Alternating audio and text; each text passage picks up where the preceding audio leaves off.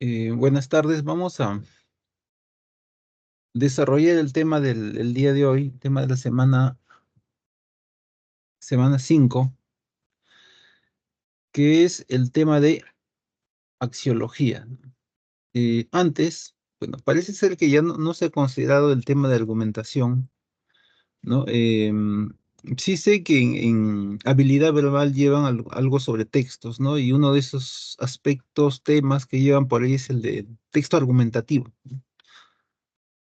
Claro, por ahí solamente dos puntos que sean bastante importantes de este tema que no ha aparecido, es que bueno, hasta hace unos 40 años por ahí, pero de repente un poco más, cuando se hablaba de argumentación, ¿no? Eh, se asociaba el concepto solo a la argumentación lógica.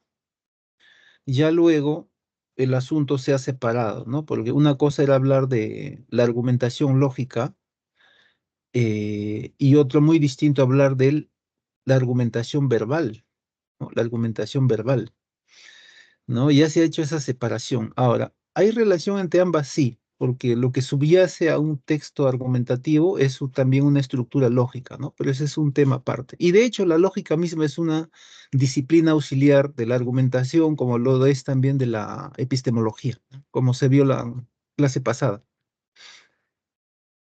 Ya eso, ¿no? Esa separación entre lo que es la argumentación lógica o formal y la argumentación verbal, ¿no? La argumentación verbal tiene su propio ámbito de estudio. Ya a partir de ese punto, y este es el segundo punto que por ahí es, ¿no? Relevante por ahí, ¿no? Para hablar, es de los enfoques en torno al tema de la argumentación. Naturalmente, el primer enfoque, el enfoque antiguo, ¿no? El llamado enfoque formal, es simplemente el enfoque lógico, pues, ¿no? Y en el enfoque lógico ya hemos visto, cuando vimos lógica, lo que interesa es la estructura correcta, ¿no? La estructura válida. Cuando es correcta decimos que es válida. Ese es el enfoque formal. Interesa la estructura de la argumentación, ¿no? Y eso se distingue de los otros dos enfoques que sí están directamente relacionados con el tema de la argumentación verbal. El primero que es el enfoque material o verbal y el otro que es el enfoque pragmático. Cuando se habla del enfoque verbal, se habla básicamente de las oraciones, ¿no? De los enunciados que componen la argumentación. Y ahí sí interesa el significado de cada componente, de cada premisa, de la conclusión misma. Interesa el significado, ¿no? Ya que cada uno de estos componentes de las premisas son oraciones, son enunciados. En el enfoque formal, eso no interesa, ¿no? Es el enfoque lógico, que un aspecto se vio cuando se vio el tema de lógica, ¿no? Entonces aquí sí interesa el significado de las oraciones, el significado de toda la argumentación. Ese es el famoso enfoque verbal o material. Pero había añadido un enfoque más, ¿no? Que está asociado a lo que se llama lingüística del texto, ¿no? Es un tema también relativamente nuevo, de hace algunas décadas, ¿no? Desde los 80 tiene un gran impulso. En este caso, em, en la lingüística del texto, al menos en este aspecto de la argumentación, cobra relieve un elemento de la comunicación que es el contexto o referente, ¿no? Que es el sexto elemento de la comunicación. El contexto es todo lo que influye en un texto, en este caso en una argumentación. Claro, en lenguaje lo que se ve, por ejemplo, ¿no? Cuando dos personas están comunicando, influye en la comunicación si hay bulla, ¿no? Si están construyendo cerca algo, entonces esa bulla pertenece al contexto, pero también pertenece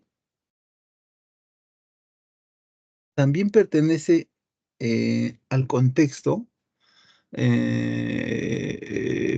no sé, la realidad política, las creencias religiosas, ¿no? Las investigaciones científicas que pueden haber, ¿no? Todo eso pertenece al contexto. Por ejemplo, la realidad política, ¿no? Claro, dos personas conversan y ven la realidad política, hablan de eso, bueno, ahí vemos que el contexto está influyendo en la comunicación, en este caso la realidad política. Con la argumentación, como cualquier texto, pasa lo mismo, ¿no? El contexto influye en la argumentación. Ese es el famoso enfoque pragmático. Ahora, ¿qué cosa interesa en el enfoque pragmático? Solamente interesa el hecho de que alguien busca convencer a los otros, ¿no? En este enfoque interesa eso, la búsqueda de convencer a los demás y también cómo lo que es del contexto influye en lo que yo diga, ¿no? Esos dos aspectos por ahí eran los más relevantes del tema, pues, ¿no? Visto de ahí lo demás es muy general, ¿no? Muy general, ¿no? Por ahí alguna pormenorización histórica, ¿no? Clases de argumentaciones, ¿no? Bueno, por sentido común, la argumentación ocurre en diversos ámbitos. En la calle, ¿no? Cuando yo discuto con alguien, en una clase de física puede haber una argumentación científica, ¿no? En el ámbito político, cuando discuten políticos, argumentación política, ¿no? O jurídica entre los abogados, ¿no? Entre los abogados.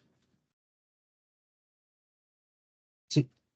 Sí, ahorita voy a compartir, estoy hablando de unas generalidades, pero sí, sí, sí.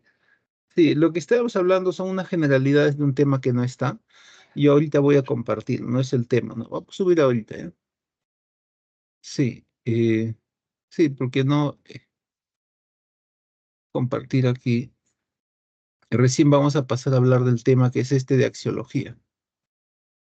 Ya, entonces, esos dos puntos, ¿no? La distinción entre lo que es la argumentación lógica y la verbal, ¿no? La verbal. La argumentación verbal, bueno, aparece en el enfoque material o verbal, uno, pero también aparece en el enfoque pragmático, ¿no? Nada más que en el enfoque pragmático es la relación entre la argumentación verbal y el contexto. Y además en cómo yo busco convencer a los otros, ¿no? A los demás. Vamos a ver el tema. Eh, Voy a mover esto de aquí. Y ahora sí. Ver esto.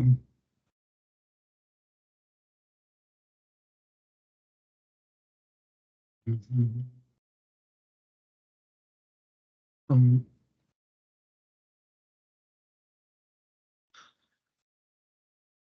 y ya está. Vamos a ver ahora el tema de axiología, que sí es el tema que sí se ha considerado. No sé si de repente aparezca el tema que se ha obviado. Ya. El tema de axiología. Axios es valor, ¿no? Axios es valor. Pero la axiología en sí como disciplina, ¿no? Como disciplina, es la parte de la filosofía que estudia los valores, ¿no? De manera general. Estudia el hecho del valor o la valoración, ¿no? Nosotros constantemente estamos valorando, ¿no? En mercado decimos, esto está caro, está barato, hacemos una valoración económica. O en la iglesia, ¿no? Esa persona viene, va mucho a la iglesia, ¿no? Ya, una persona pía, ¿no? La piedad, la impiedad, bueno, son valores religiosos, ¿ya? Religiosos, son valores religiosos. O cuando vemos una película, ¿no? Esta película es bonita o es fea. Hacemos una valoración estética, ¿ah? Una valoración estética, ¿ya? Una valoración estética.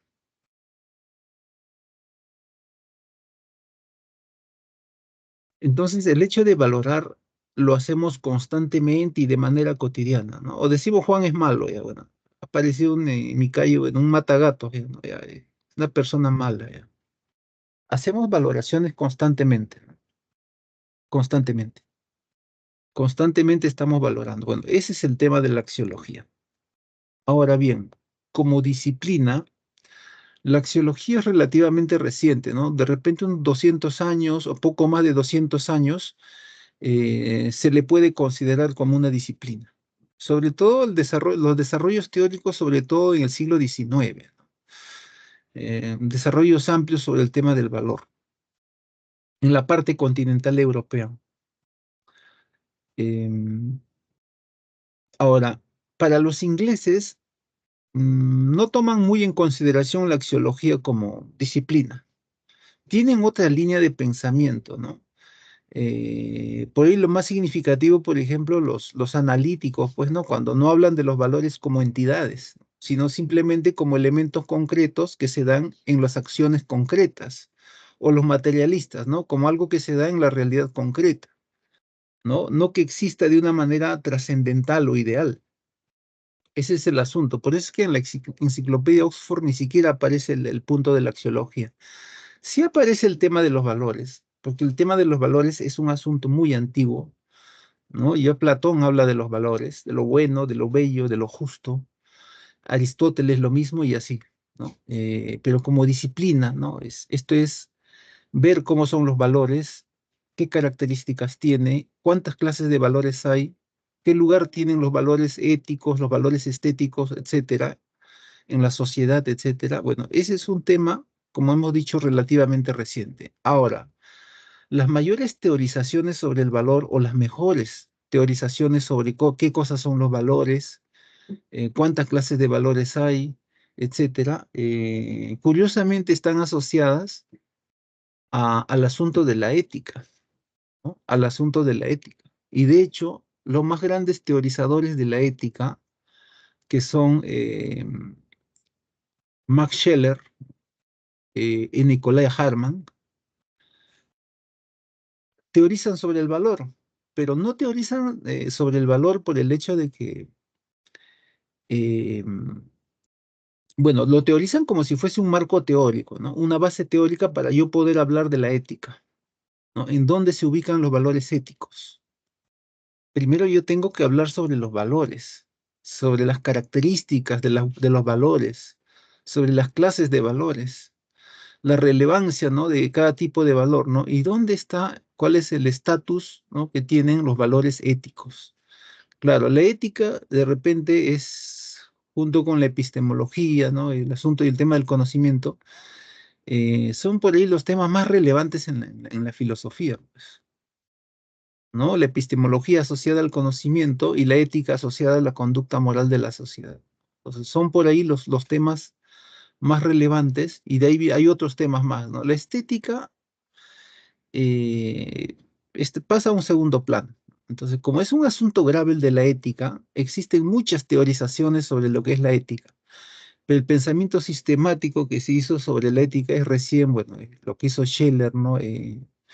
Pero ya antes había más teorizaciones, ¿no?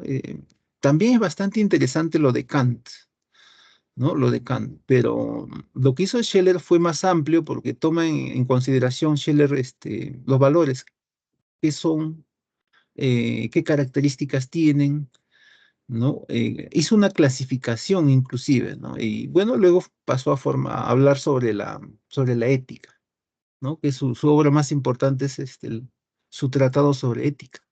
Ahí clasifica los planteamientos éticos que han habido hasta la época de Scheler, ¿no? Hasta la época de Scheler. Y bueno, da su propia perspectiva sobre qué cosa es la moralidad, qué cosa es la ética. Otro tanto pasa con Harman, ¿no? Aunque en el caso de Harman todavía es más minucioso, porque él aparte hizo un libro de ontología en tomos. Claro, habla de todas las entidades que hay y dentro, bueno, se ubican el asunto de los valores, ¿no? Y dentro del asunto de los valores está el tema de los valores éticos, ¿no? Los valores éticos, ¿no? Y naturalmente, aparte de hacer tratados sobre ontología, ¿no? Que es la obra más importante de Scheler, ¿no? Frente a esa obra en tomos, su libro de ética, bueno, su libro de ética también es muy, muy relevante, ¿no? Hace algo parecido a lo de Scheler, ¿no? Empieza a clasificar los distintos tipos de sistemas moral que han habido hasta el momento, hasta el siglo XIX, ¿no? Porque estamos hablando de pensadores siglo XIX que por ahí vivieron algo más en el XX, ¿no? Pero básicamente siglo XIX. ¿Ya? Los grandes estudios en torno al tema de la ética, ¿no? Entonces, un tanto que por ahí, claro, yo hablo de la ética, pero primero tengo que hablar de los valores, ¿no? De los valores, ¿no? La ética sí habla la enciclopedia Oxford, pues no habla de axiología.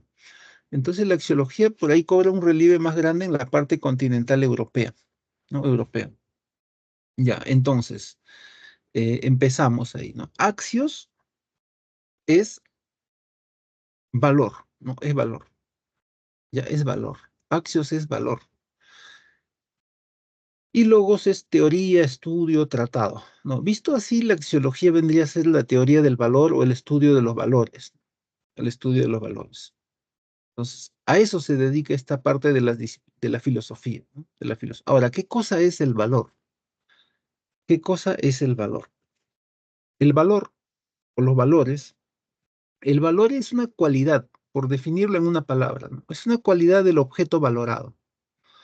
Y un objeto valorado, bueno, puede ser una persona, cuando decimos Juan es bueno, puede ser la acción de una persona. Cuando decimos robar es malo, puede ser un objeto como un cuadro, por ejemplo, ¿no? Decimos ese cuadro es bonito, ¿no? Puede ser un animal, puede ser un hecho social como el heroísmo, puede ser también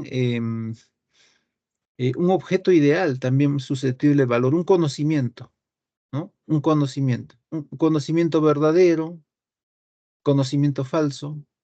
Verdadero o falso son valores teóricos o cognoscitivos. Y así, ¿no? Ahora, esa cualidad que uno resalta, bueno, es la característica más notoria de los valores, es que todo valor tiene su antagónico, su opuesto, ¿no? Es la característica de polaridad que Max Scheler por ahí ya había hecho notar, ¿no? Había hecho notar, ¿no? Que es lo más resaltante, ¿no? Polaridad, ¿no? Cualidad, ¿no? Esta comida me gusta, ¿no? Positivo, esta comida no me gusta, rechazo. Ya, eso por un lado, eso es el valor.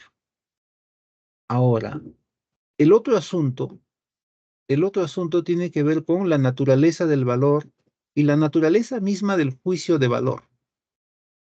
Cuando decimos, ¿no? Eso me gusta, no me gusta, el juicio.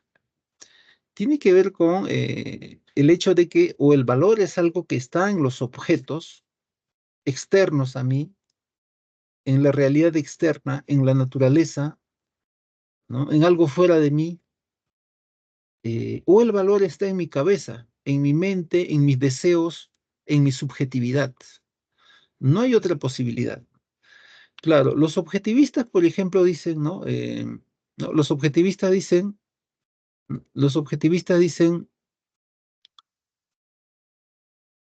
las cosas tienen valor.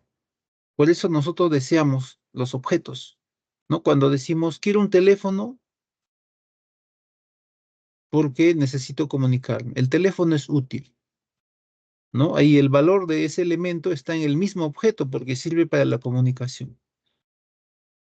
Entonces ahí se ve claramente que ¿no? Lo valioso está en el mismo objeto, pues, ¿no? La utilidad. Bueno, esa es una posición objetivista. El valor está en el objeto, en este caso el objeto teléfono, ¿no? Sirve para la comunicación. Ahora, en las posiciones subjetivistas ponen ejemplos del tipo, ¿no? A Juan le gusta comer el pescado y a María no le gusta, ¿no? Un mismo objeto valorado tiene aceptación por un lado y rechazo al mismo tiempo. Claro, es que por ahí el valor está saliendo de los deseos, ¿no? De los gustos personales, o sea, de la pura subjetividad, ¿no? Esa es la otra posición. Ahora, más adelante se van a ver, ¿no? Teorías subjetivistas acerca de lo que es el valor, o el juicio del valor, y teorías objetivistas sobre la naturaleza del valor o el juicio de valor. Ya eso se va a ver casi al final, ya, al final, casi al final. Bueno, vamos a pasar a lo siguiente. Entonces, el valor es, así por ponerle en una palabra, una cualidad de los objetos valorados, ¿no? Que pueden ser objetos, pueden ser acciones, pueden ser personas, hechos, ideas, conocimientos, etcétera, etcétera. Ahora, entonces dijimos, ¿qué cosa es lo que resalta más? Bueno, es el hecho de que un valor tiene su antagónico, su opuesto, ¿no? Es la característica que se conoce como polaridad. Ahora, tanto la polaridad como la jerarquía fueron bastante estudiados, ¿no? O puestos de relieve por Max Scheler, ¿ya? Por Max Scheler, ¿ya? De quien por ahí se habló cuando se habló sobre, en Latinoamericana se habló de Henri Bergson, ¿no? Es porque es antecesor de Bergson, ¿no? Antecesor de Henri Bergson. ¿ya? O en Riverson toma esa línea espiritualista de Max Scheler, ¿no? De Max Scheler, ¿ya? De Max Scheler. Entonces, todo valor tiene su opuesto, ¿no? Si decimos lo bueno es porque está lo malo. Si decimos lo justo es porque está lo injusto, lo agradable porque está lo desagradable, etcétera, etcétera, etcétera. La siguiente característica es la característica del grado. El grado es la intensidad con que puede presentarse un valor, ¿no? Un valor. Un mismo valor puede tener normal intensidad, eh, de repente hasta poca intensidad, ¿no? Mucha intensidad, ¿no? Claro, esto es decir, cuando decimos esto es algo bueno, esto es muy bueno. O cuando decimos robar es malo, pero asesinar es muy malo. Claro, ahí evidentemente se ve que una cosa tiene más intensidad que la otra, ¿no? Asesinar es más intenso en sentido negativo que robar, por ejemplo. Ya, eso viene a ser la intensidad y pasa con todos los valores, ¿no? Un valor puede presentar distinta intensidad, ¿no? O grado, o grado.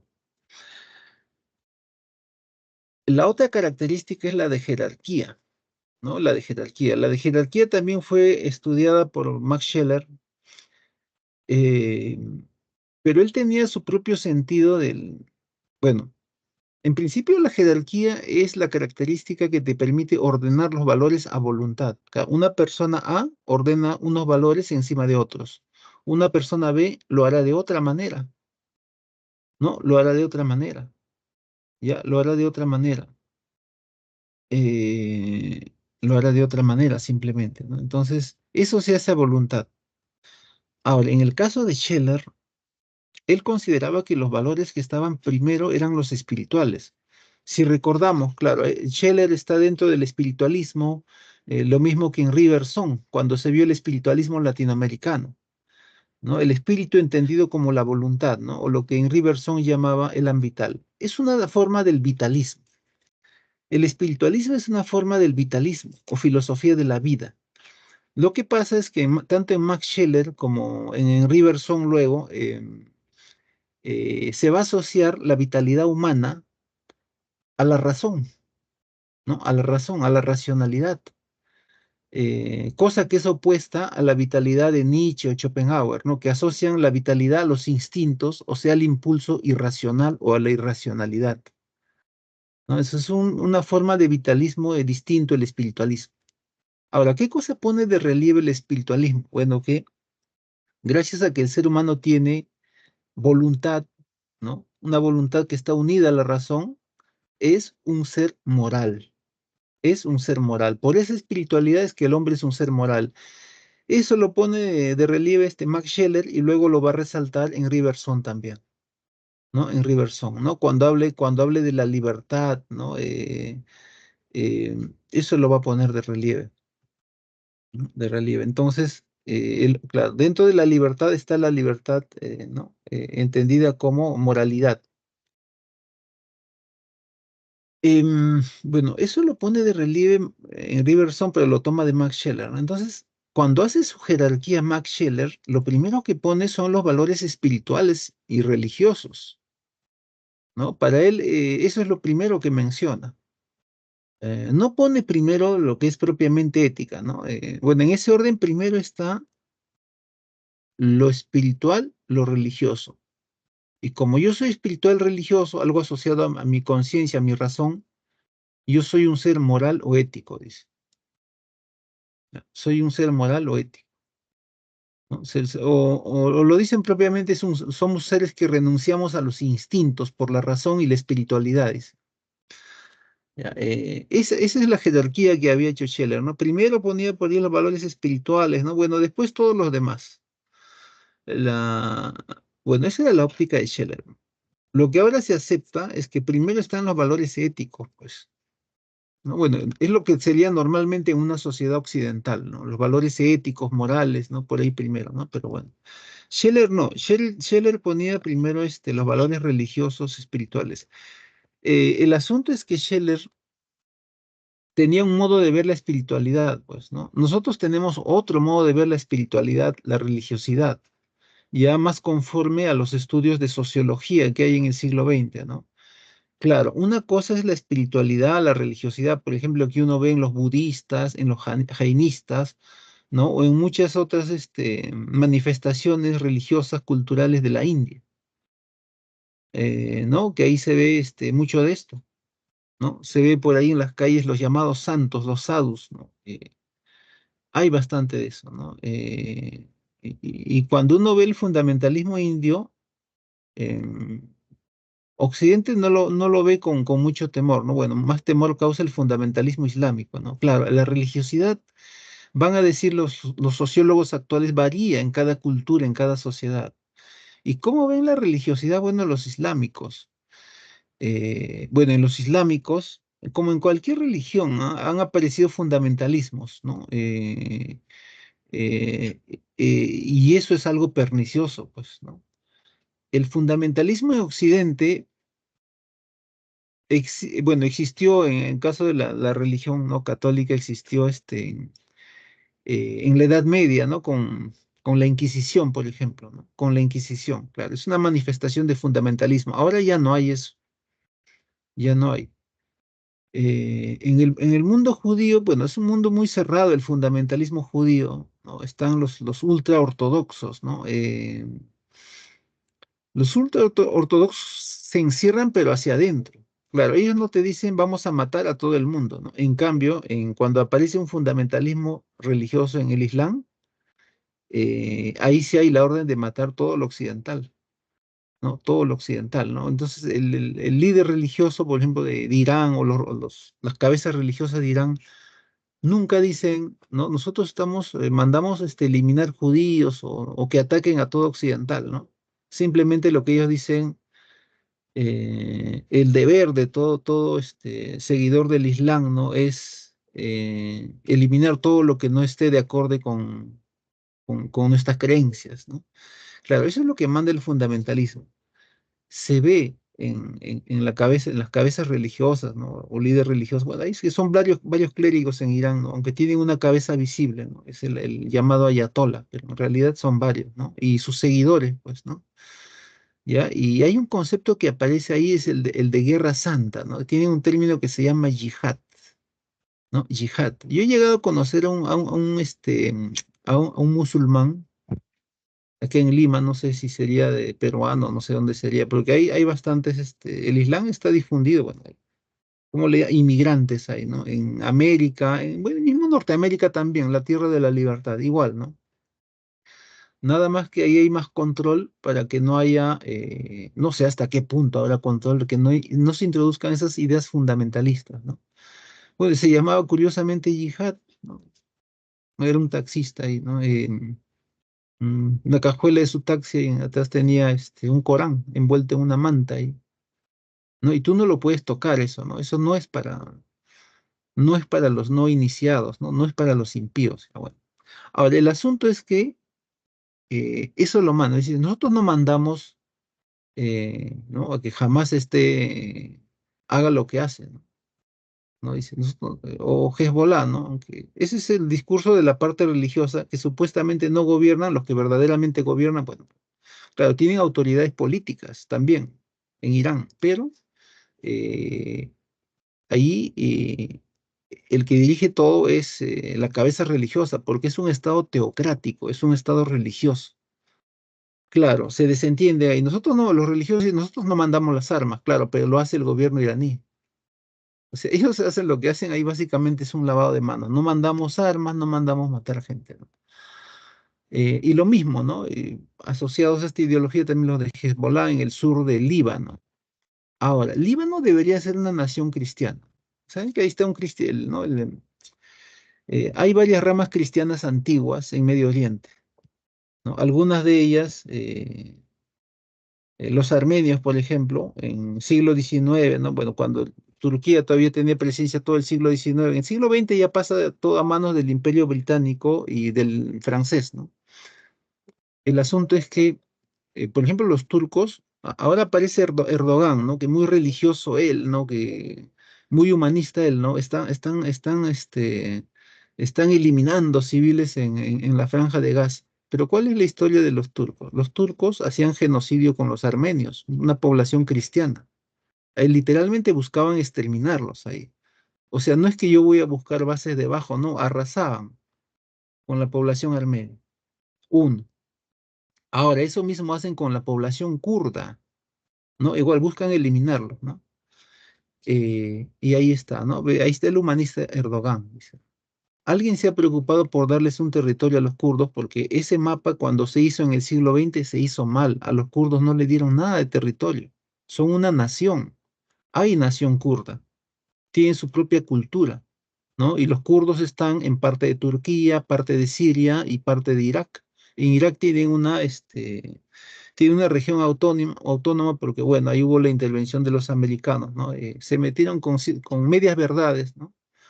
Medias verdades, no todo era falso, ¿no? Una parte era mentira, pero lo que sí era cierto es que sí había un exterminio, pues, de los kurdos, ¿no? Bueno, los kurdos son atacados en esa época por los iraquíes, por los sirios, ¿no? Bashar al-Assad en Siria, bueno, igual, ¿no? La misma política de Erdogan, ¿ya? Ese es el asunto. Entonces, cada cultura tiene su propio modo de ver la religiosidad. Ahora, en el origen de la guerra que hay ahí en lo que se llama, bueno, mal llamada Palestina, pues, ¿no? Es un nombre romano. Bueno, es una historia que da para largo porque nunca hubo nación palestina. Ahí hubo terratenientes en la parte norte, terratenientes que podían haber venido de Siria o Jordania, mismo, gente con plata y con cierto poder político porque se vinculan al poder político. Y había gente trabajadora, ¿no? Que venía de Egipto, de Siria, de Jordania misma, ¿no? Ya, eso es lo que llaman palestinos. O sea, gente venía de otras culturas, ¿no? De otras sociedades a trabajar, que en los 30 se van a ver envueltos en una guerra hasta el día de hoy, pues, ¿no? ¿Por qué? Porque el mufti, el líder religioso islámico de Jerusalén, mandó una yihad. ¿No? Esa yihad no se acaba. Mm, Lo otro, bueno, ese es el origen, no 1948, que fue la declaración casi unilateral del Estado israelí, ¿no? Israelí. Ahí más hay un asunto político, porque en teoría los británicos querían partir Palestina.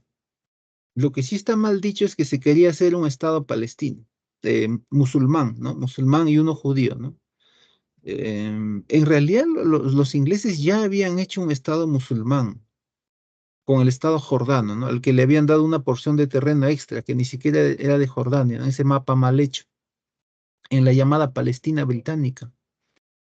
Y lo lógico era pues que mandaran ¿no? a los cuasi colonos musulmanes a todos a Jordania, pues, como hicieron cuando dividieron la India y Pakistán, ¿no? Separaron totalmente porque no van a poder convivir ahí, por el asunto de la guerra que ya había, era lo lógico. Entonces, no pasó eso, pues, no, no pasó eso, ¿no? Más bien plantearon hacer con el Plan Balfour, ¿no? Que ahora de repente lo deban revisar porque pudiera venir algo sobre el Plan Balfour, ¿no?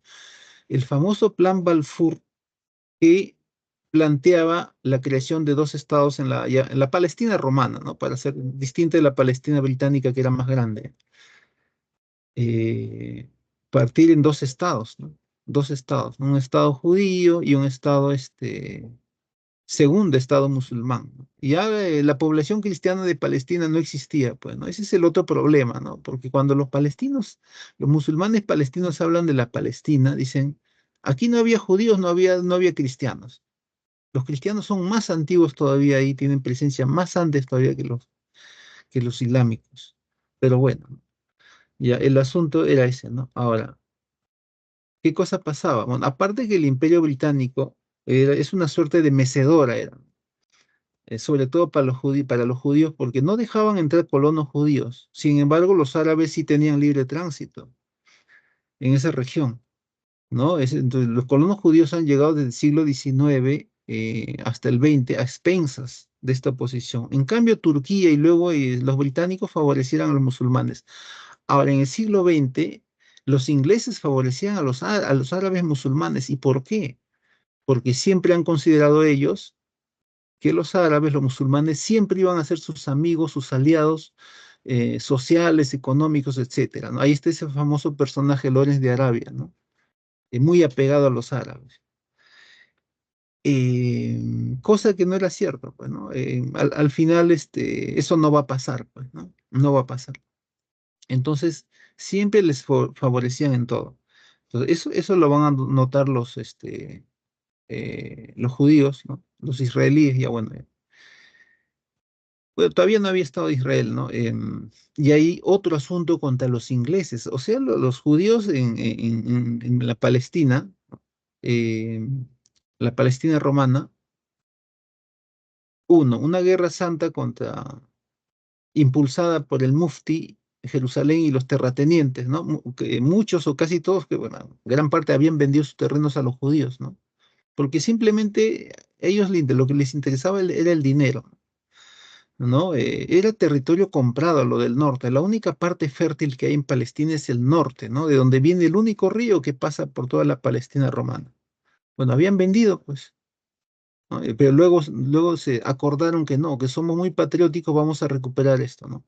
Se juntaron al mufti e involucraron a la gente que no tenía nada que ver, ¿no? Los que habían ido a trabajar en una guerra que es hasta ahora.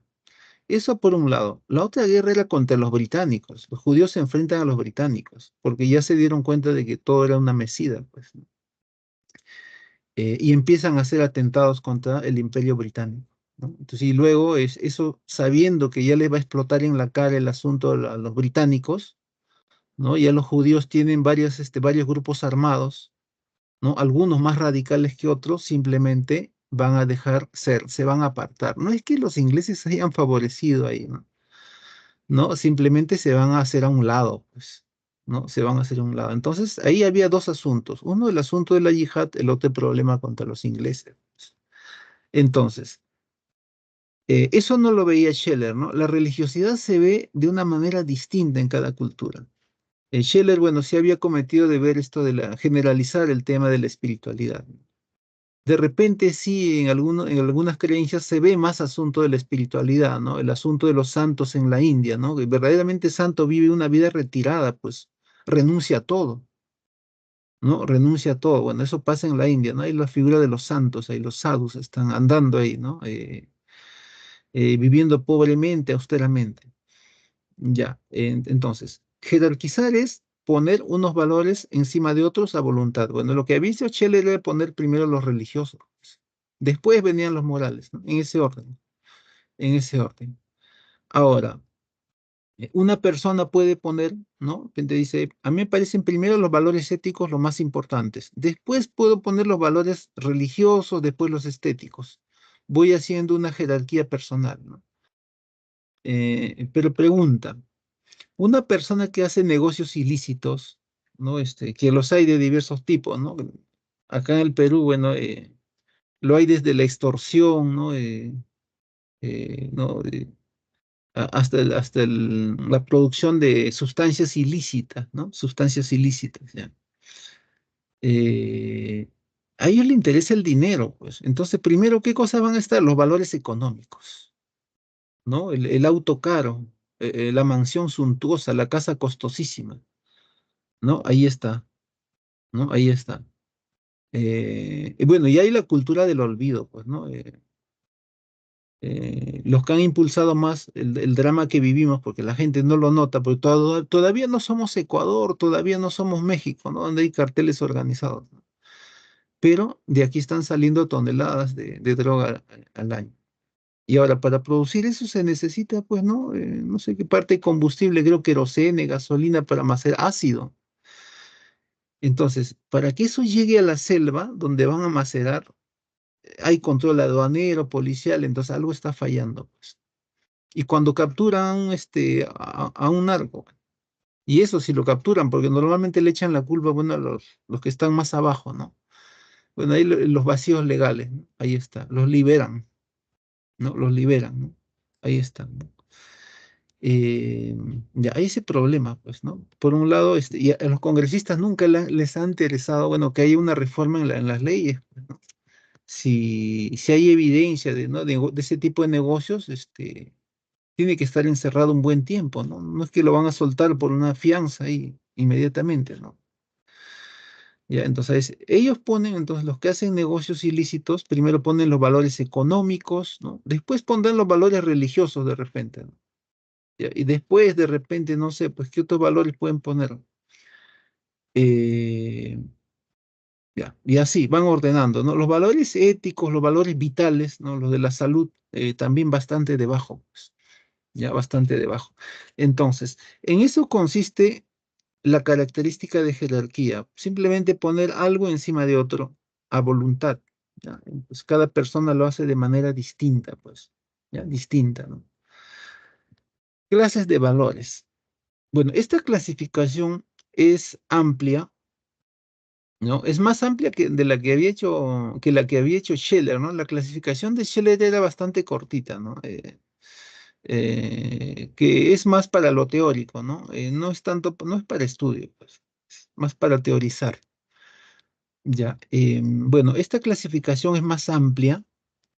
No se toma en consideración qué valor es más importante que otro, ya que hemos dicho, eso lo hace una persona a voluntad, lo hace una sociedad a voluntad, lo hace un país a voluntad, si se quiere, ¿no?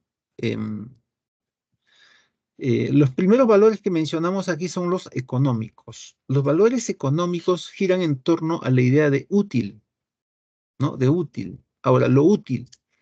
Lo útil se puede entender de dos maneras. Lo útil lo entendemos como algo que sirve, ¿no? Que sirve, pero lo útil también entendemos como algo que te beneficia económicamente, ¿no? Como cuando decimos, este es un negocio lucrativo. Lucrativo, no lucrativo, son valores económicos, ¿no? Económicos, ¿ya? Concepto de lo útil o de la utilidad, ¿ya? Valores económicos. Esto está caro, está barato, también son valores económicos. Luego tenemos los valores éticos, los valores éticos. Etos significa, etos significa costumbre, costumbre, ¿no? Costumbre, hábito. Por extensión aparece el significado de conducta, ¿no? De conducta, ¿ya? De conducta, ¿no? Ahora, por el contexto de la palabra ética, por el contexto de la palabra ética, se refiere a la conducta del hombre. Y la conducta del hombre es una conducta moral, moral. Y la conducta moral gira en torno a lo bueno, lo malo, lo correcto, lo incorrecto. ¿Ya? En el contexto del término ética, etos significa conducta moral, pues, ¿no? Conducta moral, ¿no? Conducta moral. En otros términos significará otra cosa, pues, ¿no? Etos también aparece, ¿no? Como parte de la palabra como etología, por ejemplo. La etología también habla sobre la conducta, no es un término, pero se refiere a la conducta de todos los seres vivos, ¿no? Y de hecho, etología designa, se usa para designar una de las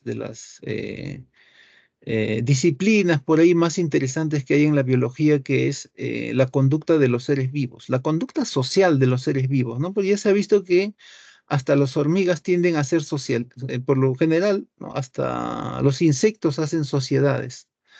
Se ve grupos de insectos conviviendo, ¿no? Ya, ese es, aunque de repente no sea regla general, por ahí es algo que se ve hasta en los insectos, ¿no? Se ven los insectos, se ven las aves, se ve en los primates, ¿no? Etcétera. Se ve. Entonces, cuando digo etología, etos, conducta en general en este caso, ¿no? En general, ¿no? Bueno, la etología, como dijimos, tuvo reconocimiento a partir de los 70, ¿no? De los 70. Trabajos pioneros que hubo ahí sobre etología fue lo de Tinbergen, Carl von Frisch, que estudió a las abejas, ¿no? La vida social de las abejas, comportamiento de las abejas, y Konrad Lorenz, ¿no? Que estudió la conducta de cierto tipo de aves, la conducta social de cierto tipo de aves. Ahora hay subespecializaciones dentro de la etología, como son, por ejemplo, la primatología, el estudio de, ¿no? de los primates, ¿no? De los primates, ¿no? Ahí, por ejemplo, sobresale, me parece que es sudafricana la científica, es Jane Goodall, ¿no? Jane Goodall, ¿ya? Jane Goodall. por ejemplo, ¿no? Ya, entonces, en el contexto, ethos designa la conducta moral, pues, ¿no? La conducta moral. Ahora, pero hay otro detalle más, la conducta moral del individuo, ¿no? Para ser más precisos, porque algunos suelen clasificar los valores éticos, y lo cual es válido, ¿no? Los valores éticos con los sociales juntos. Ambos se refieren a la conducta de las personas. Nada más que la conducta ética es la conducta teórica, la conducta individual, si se quiere, ¿no? Para teorizar. Cuando se habla de la conducta en los valores sociales, es cómo se da la conducta de una persona en relación al grupo social, al grupo humano, ¿no? Al grupo humano. Por ejemplo, cuando uno practica la solidaridad, uno es solidario con los demás, ¿no? La solidaridad que es un valor social. Pero es válido juntarlos, ¿no? Y de hecho algunos lo hacen, ¿no? Perdón, Aristóteles, por ejemplo, no hace distinción entre lo ético y lo político, entre lo individual y lo social, ¿no? Y claro, por ahí uno puede hablar de una persona justa, pero también puede hablar de una sociedad injusta, ¿no? Decir, Sócrates fue la persona más justa y Atenas, ¿no? Decía Genófanes, bueno, fue la sociedad más injusta porque condenó a Sócrates, ¿no? Y entonces, pero aquí, bueno, por motivos didácticos están separados y son fácilmente distinguibles, ¿no? Ya, entonces, valores éticos, bueno, malo, justo, injusto, honesto, deshonesto, etcétera, ya, etcétera, ¿no? Etcétera.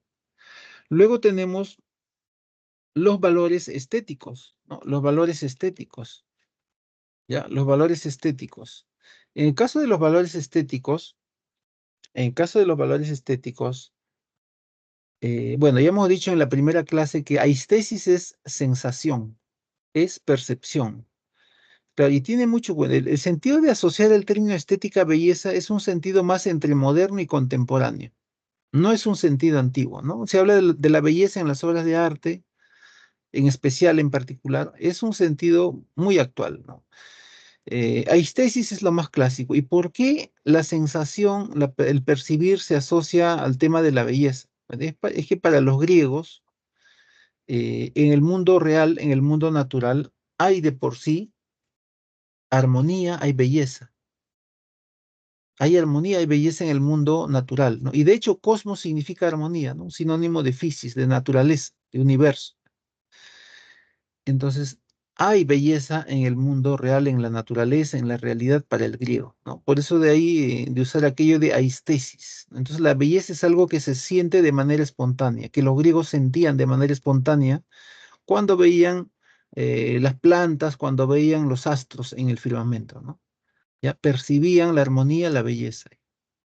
¿Y el arte qué cosa era? Bueno, el arte simplemente es imitar esa belleza que existe en la naturaleza, en la realidad, ¿no? Mimesis. A partir de ese punto van a aparecer teorías como la de Platón y Aristóteles, de las cuales se van a hablar más adelante, que difieren, ¿no?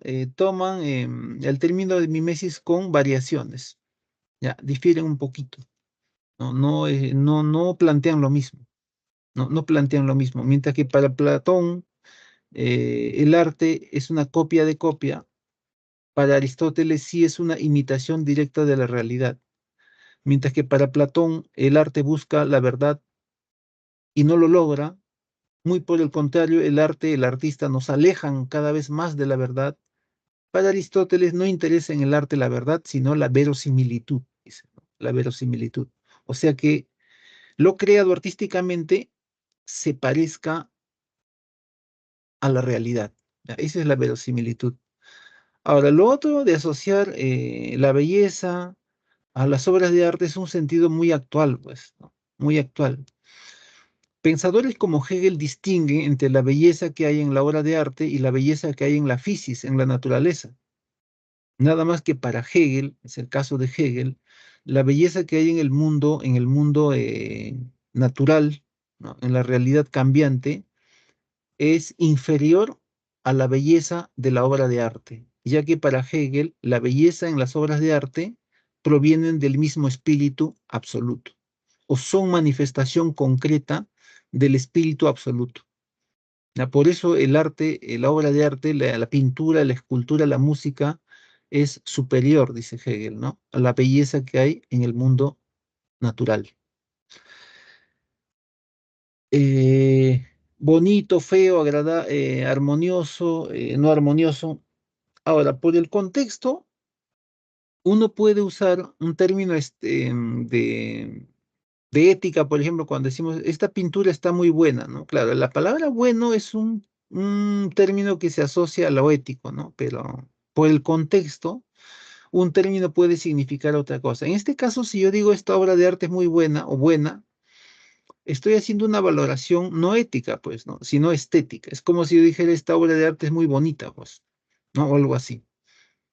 ¿Ya? Eso también depende del contexto, ¿no? Del contexto. Luego tenemos los valores religiosos, ¿no? Los valores religiosos. eh, los valores religiosos. Bueno, está asociado mucho al concepto de sociedad, la religiosidad, ¿no? Los valores religiosos giran en torno a la idea general de santidad, ¿no? De santidad, ¿ya? A la idea general de santidad, ¿no?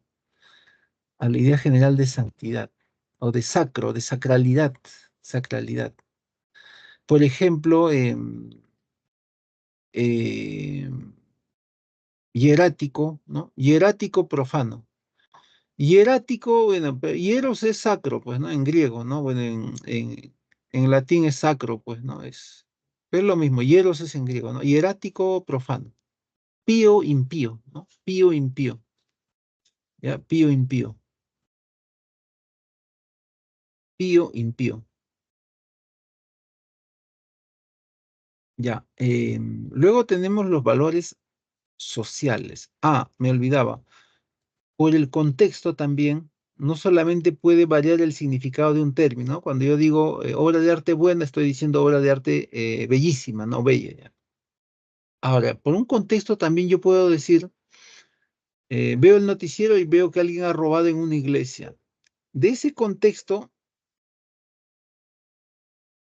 de ese contexto se deriva, de ese contexto se deriva hasta dos tipos de valores, ¿no? Por ejemplo, cuando, ¿no? Si yo digo, alguien está robando en una iglesia, primero, robar, ya, una valoración ética negativa, moral negativa, ¿no?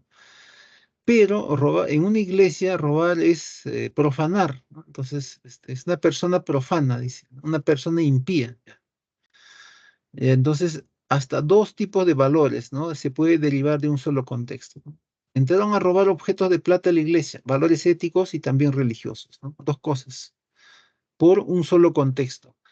Ahora, luego tenemos los valores sociales, los valores sociales. Bueno, en este caso hemos dicho que aquí tiene que ver la conducta de la persona ante el grupo social, ante los otros, ¿no? Claro, por ejemplo, un hecho social como el heroísmo. Claro, el heroísmo es un valor social, ¿no? Uno es héroe ante los otros, ¿no? Dicen para nosotros el hecho, ¿no? La acción de Bolognesi fue un hecho heroico, ¿no? Para todos nosotros. Ahora, pero como aquí también aparece, como en el caso de la religión, aparece la sociedad, cada sociedad tiene su propio modo de ver a los héroes, pues, y cada época también, ¿no? Y ese es un concepto del materialismo dialéctico, ¿no? Histórico. Claro, por ejemplo, los japoneses todavía consideran, bueno, sobre todo las partes más conservadoras, eh, como sus héroes, en principio los samuráis, pero más próximo a ellos está la Segunda Guerra, ¿no? Los kamikazes. Los kamikazes eran los pilotos suicidas, pues, ¿no? Se estrellaban deliberadamente contra objetivos, pudiera ser un barco americano, ¿no? Pudiera ser un barco americano, ¿no? Premeditadamente bueno, lo veían como el acto heroico, pues, ¿no? El acto heroico. Ahora, normalmente había, pues, ¿no? Esos aviones, ¿no? Aviones normales donde tú subes y bajas, ¿no? Pero los japoneses habían ido un poco más allá y habían hecho una suerte, no recuerdo el nombre de estos avioncitos, ¿no? Que eran una suerte de ataúdes, ¿no? De féretros con alas, ¿no? Porque tenía puerta de entrada, pero no había salida ya. Claro, iban de frente a estrellarse, pues, ¿no? Y claro, porque ellos estaban peleando en nombre del hijo claro, el emperador tenía un estatus divino, ¿no? Estaban peleando por una suerte de deidad, ¿no? Deidad, deidad. Ya, había ese pensamiento, ¿no? Hasta que luego, con el fin de la Segunda Guerra, bueno, el emperador Akihito va a declarar que no es ninguna deidad, pues. Ya eso va a pasar ahí, ¿no? Y entonces ellos veían, bueno, como héroes, ven a los kamikazes ahí, o los veían, ¿no? Entre los judíos, entre los israelíes, ¿no? Bueno, entre los israelíes ven como heroicos a los celotes de Masada, ¿no? Masada en el siglo I, bueno, Masada es un monte rocoso, es una suerte de monte rocoso, pues, ¿no? En la cima ahí estaba el palacio de Herodes, ¿no? Un palacio de Herodes, bueno, uno de los palacios de Herodes, ¿no? Y claro, era una suerte de fortaleza inexpugnable, pues solamente había un camino, ¿no? Solamente había un camino ahí para subir, y ahí se podía resistir por meses, ¿no? Porque había una suerte de autoproducción, bueno, había reservas, había reservorios de agua. El agua se acumulaba de manera natural en cisternas detalladas en la roca, ¿no? Entonces, ahí iban a resistir mucho, ¿no? Hasta que los romanos cercaron eso, pues, ¿no? Y en algún momento, viendo que los romanos estaban haciendo una suerte de camino artificial hacia la cima, bueno, determinan suicidarse, pues, ¿no? Con sus familias. Ya, hasta ahora es un símbolo de la resistencia heroica, pues, ¿no? Lo de Masada, ya lo de Masada. Ya, tiene que ver mucho con el concepto de sociedad, bueno, que varía, pues. Ya, luego tenemos los valores teóricos, ¿no? Los valores teóricos o cognoscitivos también, o del pensamiento le llaman también, ¿no? Teóricos, cognoscitivos o del conocimiento, del pensamiento, etcétera. Bueno, ahí están, bueno, todos los conocimientos, pues, ¿no? O todas las ideas, conocimientos, pensamientos, bueno, están aquí. Un conocimiento, bueno, los conocimientos decimos que son verdaderos o falsos, ¿no? La Tierra es un planeta, ya. Es un conocimiento verdadero. Verdadero o falso son valores teóricos. Ahora, en aspectos eh, ideales, ¿no? Como una relación lógica, ¿no? Cuando decimos la estructura de ese razonamiento de un modus ponens o tollens es correcta, ¿no? La estructura es correcta. Por lo tanto, decimos que es válida. Validez e invalidez son valores teóricos, valores teóricos. O ese concepto que tanto le gustaba a Aristóteles, ¿no? La verosimilitud. Verosimilitud es algo que tenga coherencia o que se parezca a la realidad, ¿no? Antiguamente había conocimientos inverosímiles, pues, sobre todo en el asunto de cómo se origina la vida. Entonces había afirmaciones del tipo de que los peces eh, nacen de hojas de árboles, ¿no? Nacen de hojas. ¿Y por qué? Porque los peces más o menos tienen una forma ovalada, pues, ¿no? Y veían, ¿no? Que selva adentro, bosque adentro, hojas caían al agua, ¿no? Había ese tipo de planteamientos inverosímiles, ¿no? O que también que lagartijas, otro tipo de bichos nacían del barro, del lodo. Ya, había ese tipo de planteamientos antes, o sea, eh, eran enunciados o planteamientos inverosímiles, ¿no? Verosímil, inverosímil también son valores teóricos. Luego tenemos los valores sensoriales. Estos valores se refieren a los cinco sentidos, pues, ¿no? Tacto, olfato, gusto, etcétera. Ya, etcétera. Ya, cuando comemos algo, ¿no? Esto me gusta, no me gusta, ¿no? Me gusta, no me gusta. Cuando alguien está taladrando en la calle, están construyendo, ¿no? Me desagrada el ruido del taladro, dicen, o el sonido que es el taladro, ¿no? Una valoración sensorial, ¿no? ¿No? Valoración sensorial. Si fuese música, nuevamente, por el contexto, si yo digo esa música me parece agradable, ¿no?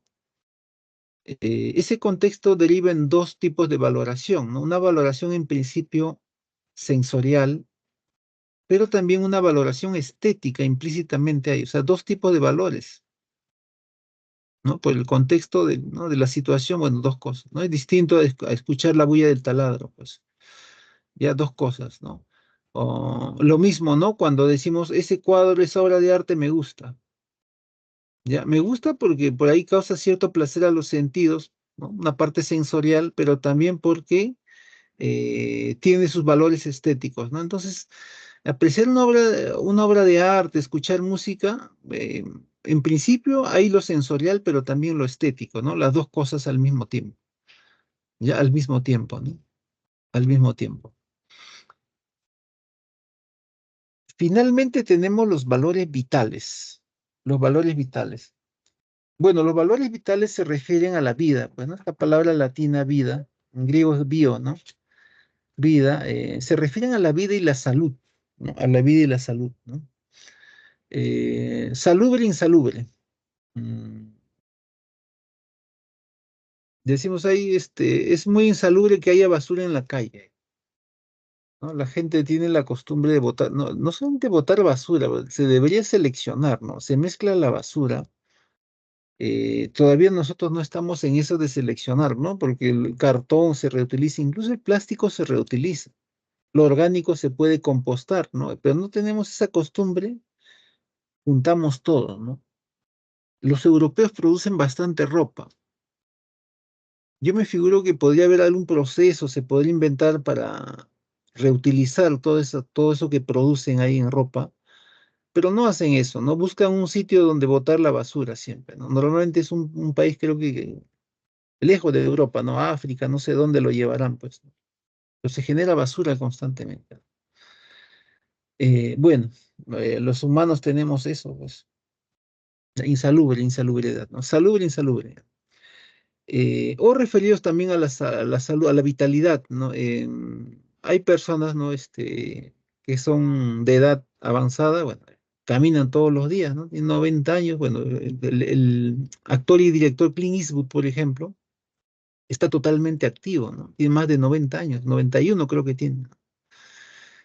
Es una persona vital o una persona fuerte, ¿no? Ya, fuerte, débil son valores vitales. Fuerte, débil, ¿no? Ya, fuerte, débil. Bueno, algunas personas sí, pues no pasa que viven hasta más de 100 y siguen activas todavía, ya siguen activas, ¿no? Ya, siguen activas. Bueno, mi abuelo dice que vivió más de 100 años, ¿no? Eh, ya bueno, yo le creo a mi papá, pues, que ya tiene ya casi 90 también sigue andando tranquilamente, aunque lento, ¿no? Por la calle se va. Bueno, eso, ¿no? Fuerte, débil, salubre, insalubre son valores vitales, vitales. Vamos a pasar a lo siguiente. El acto valorativo. Y hemos dicho que el acto valorativo, bueno, nosotros constantemente estamos valorando, pues, ¿no? Constantemente valoramos, ¿no? Valoramos, ¿no? Valoramos una película, música, comida, una acción, etcétera, ¿no? Constantemente lo estamos haciendo, ¿no? El acto valorativo en sí es la acción de valorar, ¿no? Es simplemente la acción de valorar algo, ¿no? La acción de valorar, valga la redundancia, el objeto valorativo. Ahora, el objeto valorado, bueno, es una diversidad de cosas, como ya se ha comentado.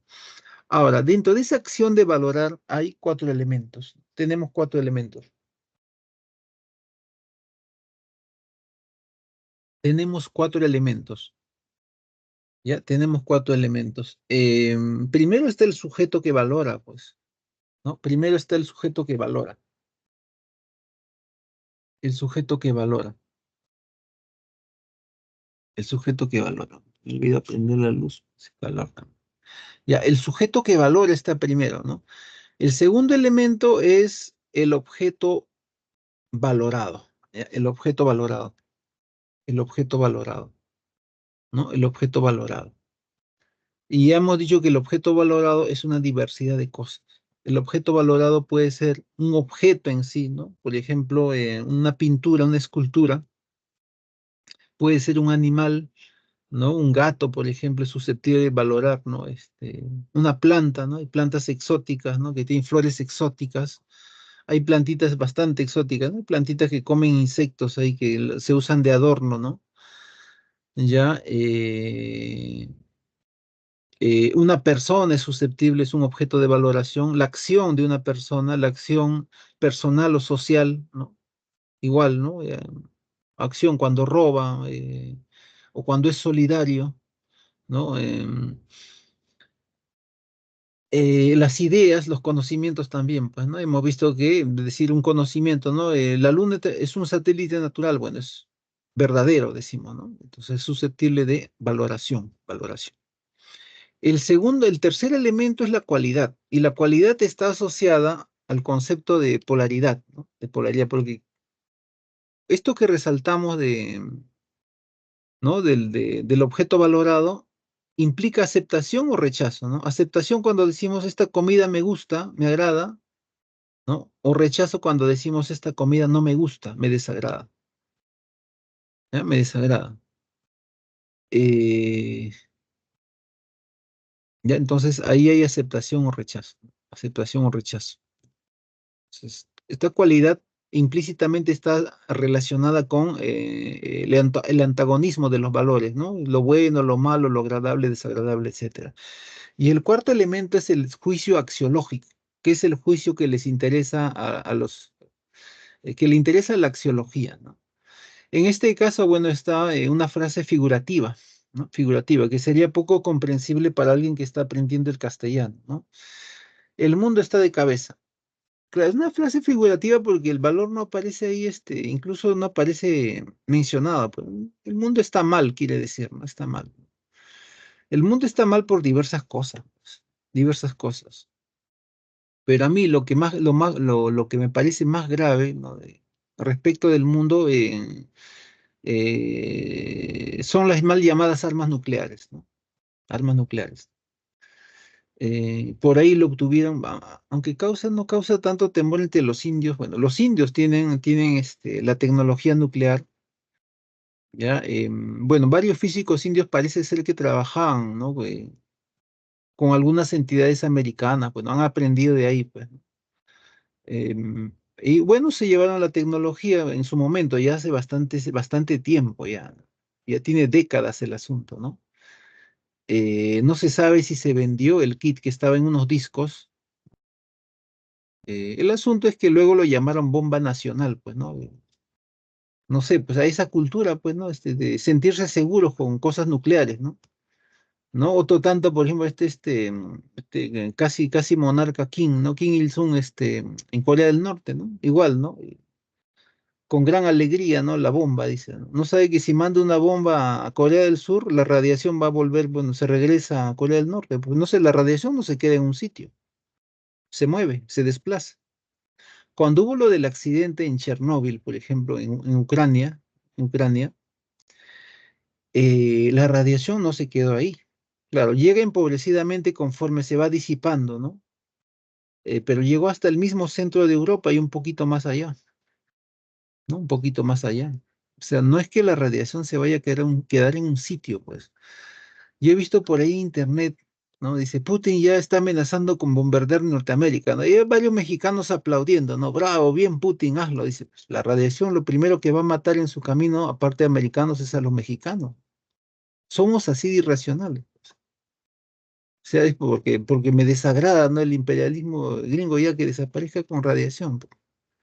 Pero sí, el mexicano no está tomando en cuenta, pues, que la radiación nunca se queda en un sitio. En sí, en teoría, una generalización del uso, o un uso masivo así de armas en una probable guerra, sí. Lo más probable es que mate el ecosistema, ¿no? Y una parte del ecosistema dañado puede implicar la muerte de toda la vida, ¿no?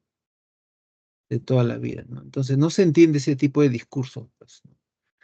Ucrania, que era antes una potencia nuclear, bueno, se desarmó, ¿no? En lo que era la apertura de los rusos, ¿no? Bueno, ya estaba desapareciendo la Unión Soviética, por ahí le devolvieron Crimea, ¿no? Ahí estaban Yeltsin, bueno, en la época ya ¿no? De abrirnos democráticamente al concepto de democracia occidental, ¿no? Había eso, y la autonomía de ciertos, ¿no? Estados de la ex Unión Soviética, como Ucrania fue el caso, ¿no? Y luego, bueno, apareció Putin, pues, ¿no? Y está casi 30 años en el poder, ¿no? Con un intermediario, bueno, tuvo un títere un tiempo que estuvo 6 años, me parece, ¿no? Era el mismo Putin bueno, lo que pasa acá algo parecido, ¿no? Tenemos un presidente, pero detrás está la señora K ahí, ¿no? Algo parecido, ¿no? Controlando el Congreso, todo, ¿no? ¿ya? El Poder Judicial también, ¿no?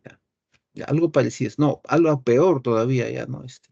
En Rusia es peor todavía, ¿no? Eh, es que en Oriente es un tanto distinta la democracia como se ve en Occidente. Cuando ahí aparece un dictador es muy bueno, ¿no? Lukashenko, por ejemplo, ¿no? Lukashenko en Oriente, ¿no? Y no vamos a Medio Oriente igual, ¿no? Bashar al-Assad es otro dictador igual, ¿no? Muy oriental es eso de la dictadura ahí. Ya bueno, a Putin ya está, bueno, ha cambiado las leyes para morir en el poder. Bueno, él desconoce todos esos tratados, ¿no? Lo de Crimea, ¿no? Desconoce todo y con sus pretextos, ¿no? Y bueno, pues, ¿no? Ha pasado lo que ha pasado. El pretexto ahí era que Ucrania quería pertenecer a la OTAN, ¿no? Entonces van a decir, ahí van a estar los de la OTAN con sus armamentos ahí en la misma frontera, ¿no? Pero eso lo podían ver fácilmente, ¿no? Si pasaba eso, bueno, se comprendía, ¿no? Que hubiese movilización en la frontera, ¿no? Pero si no pasa, no tiene mucho sentido, pero bueno. Ya, entonces por ese asunto, dicen, por eso y otras cosas más, ¿no? Otro tanto que en Medio Oriente siempre ha habido guerra, ¿no? Siempre ha habido guerra en Yemen, por ejemplo, ¿no? Entre los hutis, ¿no? Contra el gobierno y los hutis contra Arabia Saudita y ahora los hutis contra, ¿no? En la mala idea del panarabismo, ¿no? Tienen la idea del panarabismo que ha desarrollado los fundamentalismos, ¿no? Básicamente es matar judíos, pues. Esa es la idea, desaparecer al Estado de Israel, ese es el panarabismo, pues. Ya algo de eso hay ahorita entre los hutis, ¿no? Pero bueno, ya, ellos siempre han estado en guerra en sí, ¿no? Siempre han estado en guerra. Ya el mundo está de cabeza, el mundo está mal, dice, ¿no? El mundo está mal. Bueno, hemos dicho que los juicios que le interesan a la axiología son los juicios axiológicos, pues, ¿no? O juicios de valor. Entonces hay que saber distinguirlos, hay que saber distinguir, o hay que ejercitarnos en distinguir qué cosas son los juicios axiológicos de los juicios ontológicos o de ser, ¿no? ¿Ya? ¿Cómo distinguirlos? Los juicios ontológicos simplemente se refieren cosas objetivas de la realidad, cosas objetivas o concretas de la realidad, o características de la realidad, ¿no? Por ejemplo, ¿no? El Perú, Lima es la capital del Perú, es una cosa concreta, real, ¿no? O el Perú está en Sudamérica, ¿ya? Cosas concretas, ¿no? O la mesa es de madera, ¿no? Si fuera de madera, si fuera de madera.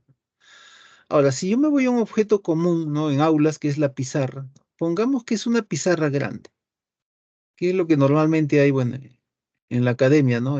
Una pizarra blanca y grande, ¿no? Y rectangular, ¿ya? Entonces, si yo digo la pizarra es grande, ¿no? No es una valoración, verdaderamente si es grande, pues. No tiene sus 5 metros, sus 6 metros, bueno, es grande, ¿no? O por ahí, o 4 metros, no sé, no le medio. Es una pizarra grande, ¿no? Es una pizarra grande. La pizarra es blanca, tampoco es una valoración. Pues, pero blanco, negro, no, pues, ¿no? ¿La pizarra acaso es verde? No es verde, es blanca. La pizarra es rectangular, una característica concreta de la pizarra, ¿no? O la pizarra es triangular, no es triangular, es blanca, es rectangular y es grande. Entonces, ahí estoy haciendo juicios ontológicos, no estoy valorando. Valoraría si yo dijera, ¿no? La pizarra es, la pizarra es útil, claro, y si se rompiera es inútil, pues, ¿no? La pizarra es útil. Y si yo dijera, em, la pizarra es agradable o bonita, bueno, también estaría haciendo una valoración, ¿no? Entre sensorial y estética inclusive, ¿no? Porque ahora último, desde los 60 por ahí ha ido apareciendo estos artistas de lo cotidiano, ¿no? En el Museo de Arte, en las exposiciones de arte moderno, se toman en consideración los objetos cotidianos, ¿no? Y esto ya venía desde la época del arte deco, el arte decorativo, ¿no? Claro, hay estética en en un ventanal, en un jarrón, en un plato, en una mesa, ¿no? Entonces ya hay ese sentido. Entonces, exagerando ese asunto de, ¿no? de los objetos cotidianos, por ahí un artista francés, no sé, Marcel Duchamp, me parece, puso un water en una exposición, no un objeto cotidiano. Claro, la exposición era, claro, quería un objeto blanco, pues, ¿no? Cotidiano ahí, ¿no? Tiene su estética, decían. Pusieron en la exposición. Ahí ya. Bueno, ya, entonces, si yo digo la pizarra es agradable, ¿no? Es una valoración que va entre lo sensorial y lo estético, ¿no? Lo sensorial y lo estético, ¿no? Ambas cosas, ¿ya? Lo sensorial y lo estético. Habría que ver si, cómo está planteada la pregunta, ¿no? Y las respuestas también, ¿no? Pero en este caso, si yo digo la pizarra es útil, la pizarra es agradable, bueno, ya ahí sí estoy haciendo un juicio axiológico, un juicio de valor, ¿no? Y hemos dicho que los juicios de valor o axiológicos les interesa, bueno, es lo que le interesa a la axiología, pues, a la axiología. Ya, ahora vamos a hablar sobre la fundamentación de los juicios de valor. Esto tiene que ver, como ya dijimos al comienzo, ¿no? Los valores o son algo que están en los objetos, en la realidad concreta, en la naturaleza, ¿no? Las posiciones objetivistas, el juicio objetivista. O los valores son algo que están en mi cabeza, en mi mente, en mis deseos, en mi subjetividad, ¿no? Ahí decimos que el valor es subjetivo, el juicio de valor es subjetivo, ¿no? Subjetivo. Tiene que ver mucho con la naturaleza del valor. O es objetivo o es subjetivo. Ahora, dentro de esas posiciones, bueno, hay un conjunto, ¿no? Hay un conjunto de valores, de corrientes subjetivistas y de corrientes objetivistas. Ahora, en el caso del objetivismo, claro, yo puedo decir, ¿no? Puedo decir, el bus es útil porque me sirve para transportarme. Ya, ahí está el valor, en el bus. Si el bus, como está el valor ahí, si el bus se malogra, yo digo, ese bus es inútil, ¿no? O no, ese bus es inútil. ¿Ya? Ahí está. Entonces, el valor está en el mismo objeto. Para el materialismo histórico y dialéctico, como el caso de Walter Benjamin decía, en los valores estéticos están en los objetos de arte. Bueno, en concreto, para todas esas corrientes materialistas son objetivistas, el valor está en la realidad material, ¿no? Bueno, en este caso en la obra de arte, dice. Ya, ahí está, ¿no? Un subjetivista diría lo contrario, ¿no? El valor de la obra estética está en mi apreciación. Bueno, ahora, eso por un lado. Y por el lado del subjetivismo, una característica por ahí bastante notoria es el hecho de que cuando se asume una posición subjetiva, van a aparecer hasta dos modos distintos de valorar, ¿no? Por ejemplo, en un plato de comida, ¿no? Esto me gusta, dice uno, y el otro dice no me gusta.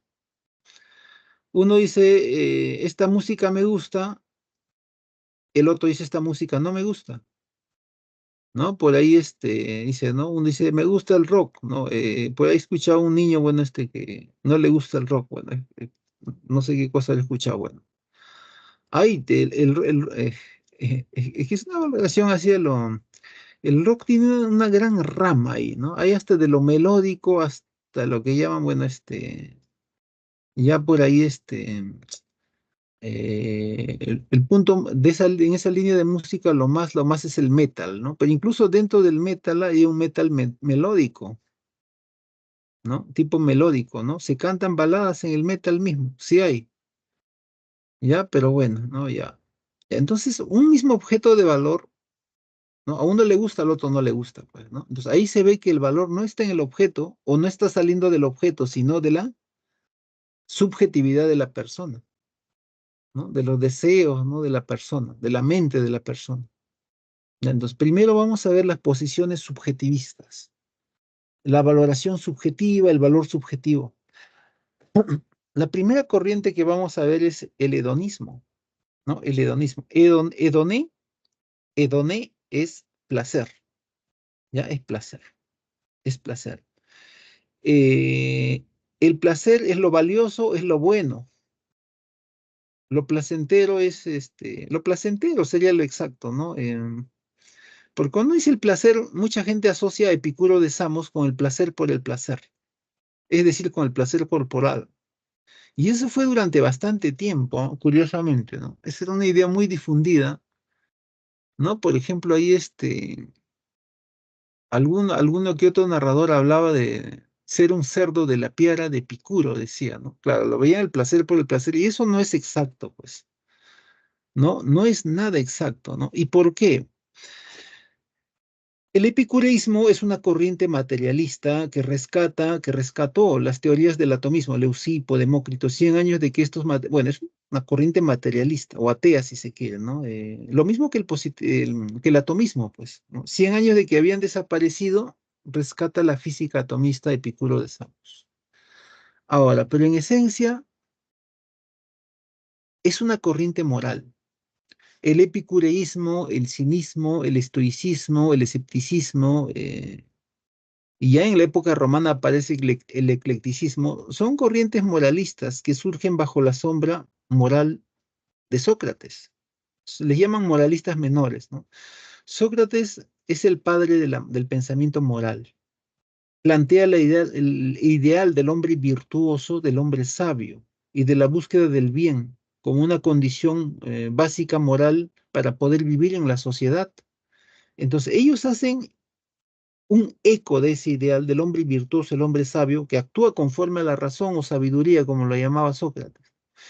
Entonces, todas las corrientes que aparecen, epicureísmo, cinismo, estoicos, coinciden en el asunto de la razón. El hombre sabio virtuoso es un ser que actúa conforme a la razón. Pero además también coinciden en el hecho de que cabe hablar de la felicidad individual. Entonces, ¿para qué yo busco el placer? Para ser feliz individualmente. Para ellos ya era imposible la felicidad de la polis. Estaba en decadencia, entre otras cosas, por la invasión de los macedonios en el siglo IV. Entonces no cabe hablar de la felicidad del grupo humano, sino de cada individuo. Eso es lo que vamos a buscar. Bueno, eso es lo que buscaban todas las corrientes moralistas que van a aparecer.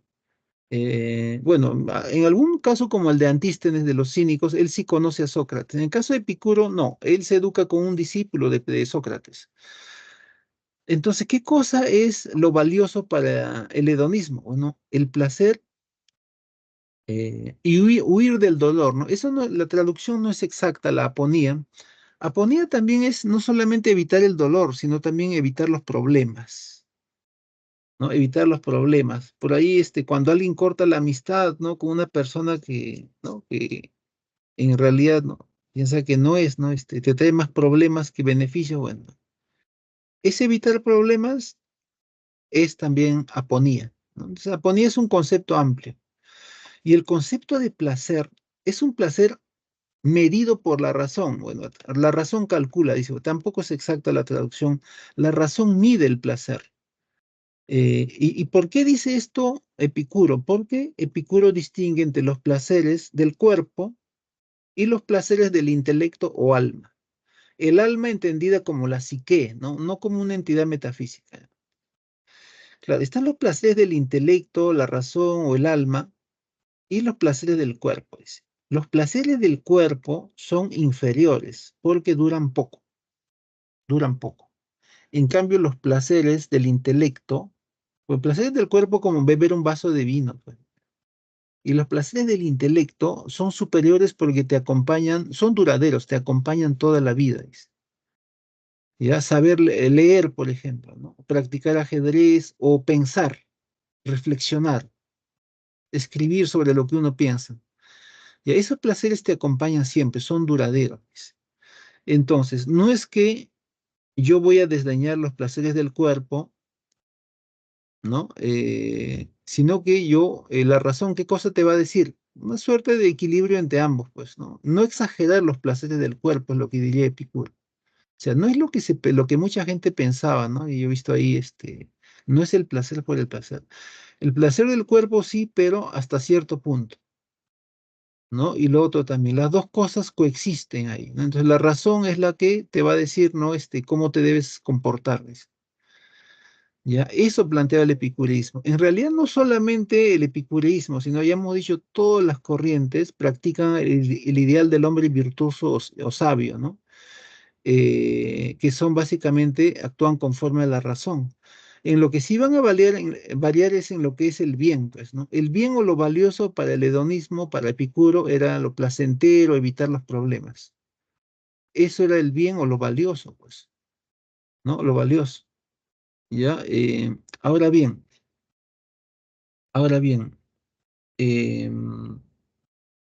es un criterio subjetivo, ¿no? Es un criterio subjetivo porque a unos le puede causar, ¿no? Puede resultar agradable, placentero, ¿no? Escuchar cierto tipo de música y a otros no. Dice. Simplemente no me gusta esa música, ¿no? ¿No? Algunos le gusta mucho la música de Bad Bunny, no sé qué cosa le verán, pero bueno.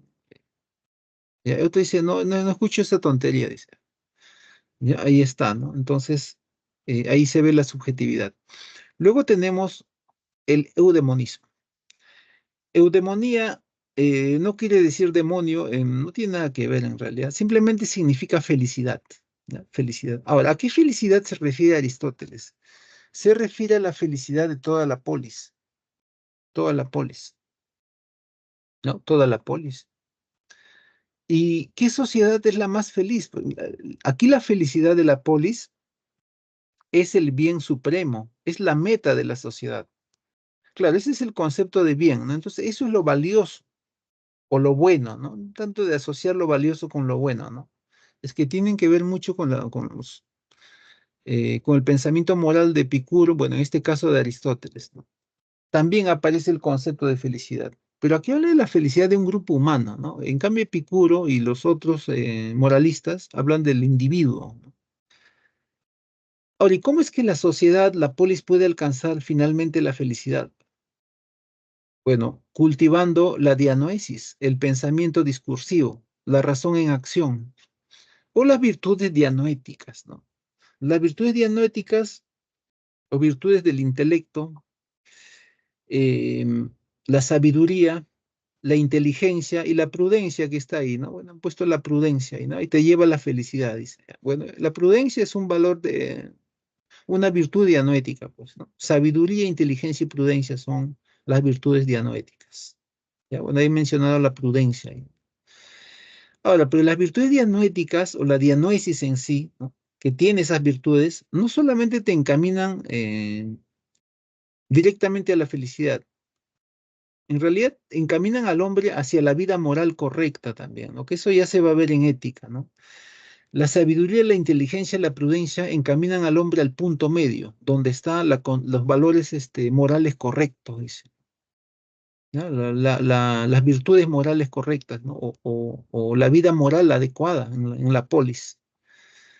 ¿Ya? Ahí están las virtudes dianoéticas, ¿no? Las virtudes dianoéticas, sabiduría, inteligencia, bueno, está la prudencia, la prudencia. ¿Ya? Entonces, ese es el medio para alcanzar, ¿no? Para alcanzar, claro, dice delibera, ¿no? En realidad es yo voy a hacer esto, esto, otro, ¿cómo lo hago? Bueno, primero, actuando con sabiduría, con inteligencia, pero sobre todo con prudencia, dice, ¿no? Entonces, con eso todo puedo deliberar, ¿no? Con esas tres virtudes. ¿Sí? Ahora, ese punto se va a volver a ver cuando se vea ética, pero ahí está, ¿no? Entonces, las virtudes dianoéticas te encaminan a la vida moral correcta, te encaminan a la felicidad, a la felicidad. La felicidad de la polis, de todo el grupo, ¿no? Luego tenemos el utilitarismo. Eh, el utilitarismo es una corriente moral, se asume como una corriente moral, ¿no? Para ellos, lo valioso o lo bueno es lo mismo, ¿no? Nuevamente lo mismo, la misma asociación, ¿no? Lo valioso, lo bueno, es lo útil, ¿no? Lo útil o que lo que te da bienestar. Ahora, aquí se asocia lo bueno, lo útil, es la felicidad de muchas personas. O el mayor beneficio, dicen algunos, ¿no? El mayor beneficio, la felicidad de muchos, la felicidad de una mayoría. Aparece nuevamente el criterio subjetivo de felicidad. Es para muchos. Sin embargo, Mill decía, John Stuart Mill decía que esta felicidad es para todos, ¿no? Eso es más poético, más para la escritura. En realidad no se da eso, ¿no? La felicidad que se deriva del pensamiento utilitarista es siempre para una mayoría o para muchos. Es la máxima felicidad, el mayor beneficio, pero para muchos. Nunca es para todos. Entonces, para ellos lo bueno es lo útil o lo que te da bienestar o lo que finalmente te lleva a la felicidad. Pero esa felicidad, ese bienestar nunca es para todos, es para una mayoría. Siempre se resalta el hecho para una mayoría. Entonces, para Epicuro habla de la felicidad individual, para Aristóteles sí te plantea en concreto felicidad de toda la polis, en este caso la felicidad de un grupo de personas, de una mayoría, una muchedumbre. Tiene un par gemelo el utilitarismo que es el pragmatismo, ¿no? Que se va a ver cuando se vea corrientes de la verdad. El pragmatismo, el mismo concepto de utilidad, pero el pragmatismo que es americano, ¿no? Que es americano, te plantea que lo útil es lo verdadero. O sea, no dice ya es lo verdadero, dice. En cambio, Mill dice lo útil es lo bueno o lo valioso. En cambio, los pragmáticos dicen lo útil es lo verdadero. Lo verdadero, claro, es que los pragmáticos se asumen como una corriente del conocimiento, ¿no? En cambio, el utilitarismo es una corriente moral que se opone al individualismo que había en el planteamiento liberal de Locke. Básicamente es eso. Pero eh, los que se guían por el pensamiento pragmático, ¿no? Que son muchas culturas de Occidente, bueno, incluso los mismos rusos, ¿ah? Seguía, bueno, los mismos rusos y los mismos chinos tienen una parte pragmática. Siempre están buscando el mayor beneficio, pero el mayor beneficio para los suyos, ¿no? Entonces, cuando los chinos explotan el litio, por ejemplo, los argentinos a precio barato, ¿no? Que también nos ven a nosotros a precio barato, ¿no? O sea, eh, todo el mundo que puede explotar un recurso a precio barato se beneficia, ¿no? Mucho beneficio para ellos, bueno, es pragmático, pues, ¿no? Uno puede decir que los americanos no, los chinos son iguales. Ya, igual, bueno, aquí creo que depredan, bueno, no solamente los chinos, los recursos de peces. Pero hay un punto en el pragmatismo en que se encuentra con la moral, ¿no? Cuando ve el asunto de la política, cuando ve el asunto de las leyes en su país, ¿no? Ahí aparece el tema de la ética como un presupuesto teórico, ¿no? Ahí se dan la mano con el utilitarismo. O sea, hay un punto de encuentro ahí, ¿no? Aunque ellos tratan de distinguirse, ¿no? Pero en realidad tienen ese punto de encuentro. El pragmatismo, por lo general, no manifiesta una política del ocultamiento, pues, ¿no? No es como dicen los líderes religiosos dirán, no, nosotros no mandamos a Hezbollah, ¿no? En el Líbano, que debería ser una nación cristiana, ¿no? Pero por estos avatares impulsados primero por los turcos, luego por los ingleses, hay una gran parte de musulmanes en el Líbano, en la parte sur, que es donde está fuerte Hezbollah. Pues nosotros no lo mandamos, dicen. El pragmatismo no es así, ¿no? Entonces, a Trump cuando le preguntan, ¿usted ordenó la ejecución de Soleimani ahí fuera de Irán? Sí, dice, bueno, Soleimani era un general que es pro del la teocracia iraní, bueno, es iraní, y estaba fomentando una guerra en Medio Oriente que sí iba a echar abajo todo lo que, bueno, lo que se estaba estableciendo en el norte de Irak, bueno, la parte de los kurdos, ¿no? Bueno, simplemente lo eliminaron. Y Trump simplemente dijo, sí, yo lo ordené, dijo. Y por este motivo y este otro. Ya. Eso es el pragmatismo, ¿no? Había que hacerlo porque una gran guerra iba a tener muchísima más muerte, decía. Ya, ese es el pensamiento pragmático. Ahora, luego está el emotivismo. En este caso, en el emotivismo, lo que le da valor a las cosas es la emoción humana o las emociones humanas, las emociones de las personas. ¿Dónde se ve esto, por ejemplo, un caso concreto, ¿no? Dice, en las subastas ¿no? Que hay en las casas de subastas, se subastan a veces ropa, pues ropa de actores famosos, ¿no? De por ahí Marilyn Monroe, Presley, ¿no? Ropa que pasa incluso el valor de del millón de dólares, ¿no? O de repente hasta más. O pañuelos incluso, ¿no? Que pueden valer $1, pues, ¿no? Lo venden pues caro, ¿no? Porque lo ha usado un artista tal, dice, certificado todavía, ¿no? Y entonces el que compra ese tipo de artículos para él es valioso, ¿no? Paga esa cifra enorme, ¿no? Y busca persuadir o convencer a los otros que este objeto es valioso, ¿ya? Y bueno, hay un mercado para eso, ¿no? Sí se comercializa eso, ¿ya? La ropa, ¿no? La ropa usada por los artistas, la gente famosa. Ya, aunque también he visto subastas de manuscritos, o sea, que se han vendido caro, ¿no? Por ejemplo, papeles de apuntes de Einstein. Claro, ahí el valor para un físico, los apuntes de Einstein tienen el valor cognoscitivo, ¿no? Tiene un valor de conocimiento, lo que hay ahí, ¿no? Pero para un coleccionista le da otro valor a eso, ¿no? El valor del objeto del papel, ¿no? Vale tanto, dice, ¿no? Vale un montón de plata, ¿no? Bueno, y hay una discusión ahí. Ya, entonces lo que le da valor a las cosas son los valores, ¿no? Son las emociones, dice Alfred Air, ¿ya? Alfred Air. Luego tenemos las corrientes objetivistas. Ahora, dentro de lo que se viene a llamar naturalismo, están un conglomerado de corrientes materialistas. Está el positivismo, está el empirismo, está el materialismo dialéctico, y en el siglo XX está el neoempirismo, la filosofía analítica. Bueno, ahí está Herbert Spencer, ¿no? El positivista. ¿Dónde está el valor o lo valioso está en la realidad material? En la naturaleza, como dicen los positivistas. En el objeto material, como dice el materialismo dialéctico histórico, ¿no? O en las acciones concretas, ¿no? Están los valores morales, dicen los analíticos. Entonces, en el mundo concreto objetivo, ahí está el valor o lo valioso, dice. ¿Ya? No están los valores como unas entidades ideales, ¿no? Es por eso que dijimos que, bueno, al menos en la enciclopedia Oxford ni se menciona axiología, ¿no? No lo consideran como entidades ideales. Ya, eso es lo que pasa.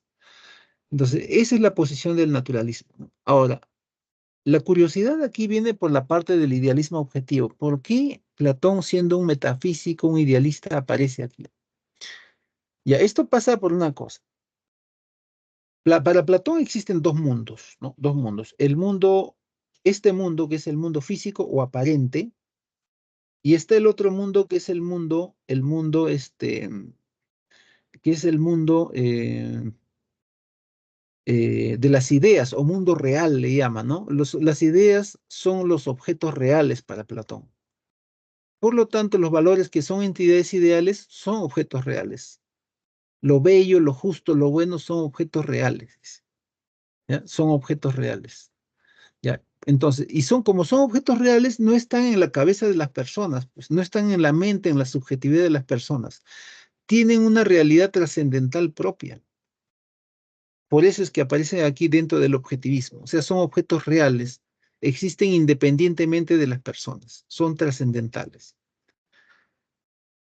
Max Scheler va a asumir una posición parecida a la de Platón.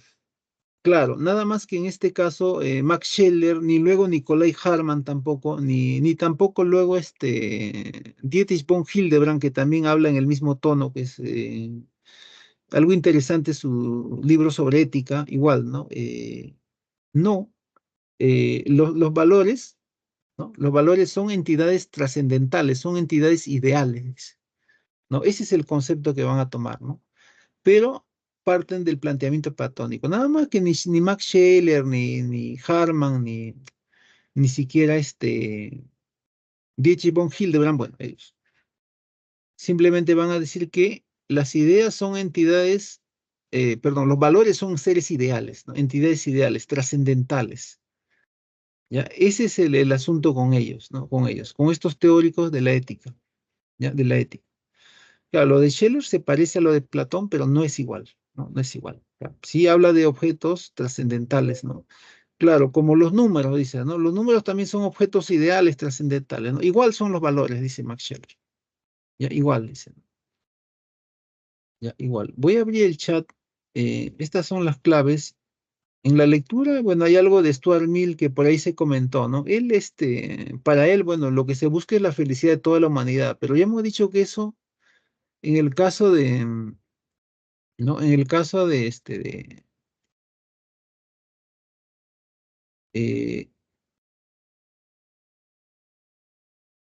ya, ya, de repente alguna pregunta, Bueno, voy a poner los nombrecitos ahí que he citado, ya ¿no? De Max Scheler sobre todo, ¿no? De nuevo, aunque yo creo que, bueno, vamos a ponerlo todo, siempre. A ver,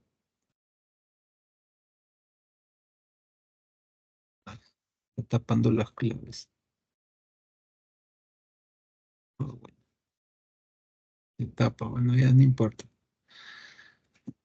Ya el pragmatismo, a ver, me voy escribiendo acá. El pragmatismo es una corriente del conocimiento. En cambio, el utilitarismo es una corriente moral. Dice lo útil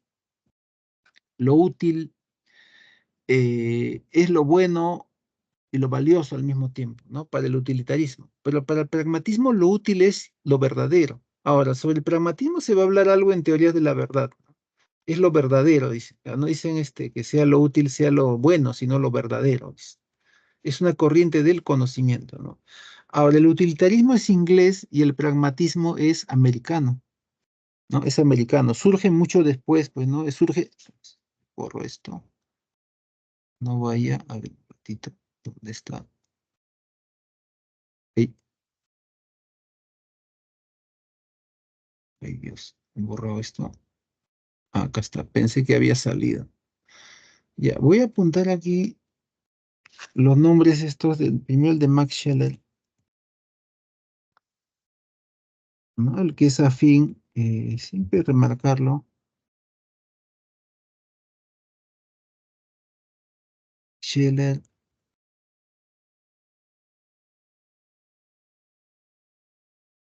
Nicolai.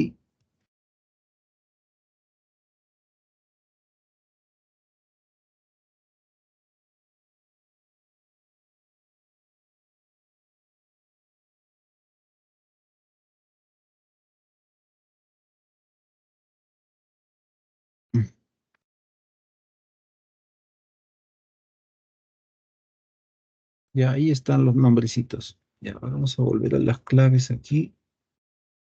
Ya, ahora sí. Ya está. Bueno, esos son los nombres, ¿no?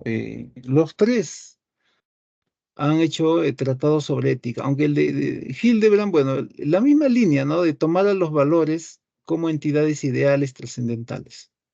Ya, los tres, ¿no? El estudio más pormenorizado sobre entidades, bueno, lo hace Harman.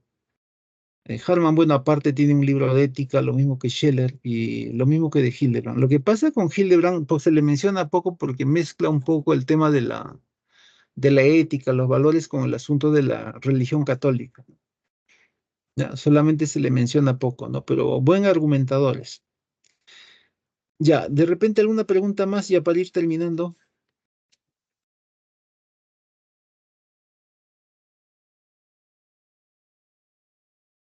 Si no, ya nos estaremos viendo en la siguiente clase. Ya, la siguiente clase.